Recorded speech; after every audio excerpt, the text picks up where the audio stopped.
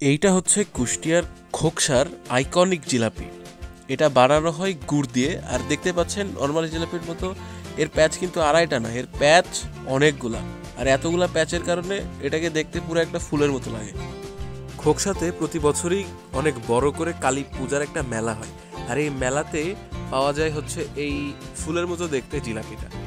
মেলাতে গরম গরম সবসময় ইনারা জিলাপিটা ভাজতে থাকেন, আপনি যখন যাবেন তখনই আপনাকে গরম জিলাপি পরিবেশন করা হবে। আর এটা খেতেও কিন্তু খুবই অসাধারণ।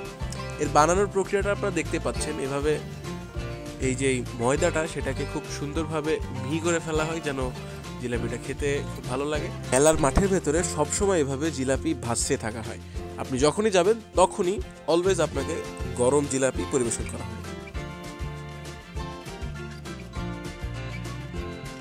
জিলাপির পাশাপাশিও এখানে পাওয়া যায় বিভিন্ন রকমের মিষ্টি। তো এখানে মোটামুটি সব কিছুই গরম গরম পাওয়া যায়। আমরা মেলার মাঠে মোট ছিলাম 5 জন। তো 5টা জিলাপি আমরা নেই। এই জিলাপি পার পিস আমাদের কাছ থেকে নেয় 15 টাকা। তো আমার মার রিয়াকশন দেখে বুঝতে পারছেন যে জিলাপিটা অনেক টেস্টি ছিল। তো এই জিলাপি একবার হলেও ট্রাই করার জন্য অবশ্যই ঘুরে যাবেন খোকসা থেকে। আর কমেন্ট করে জানাতে ভুলবেন না আপনার এলাকা কী খাবারের জন্য বিখ্যাত।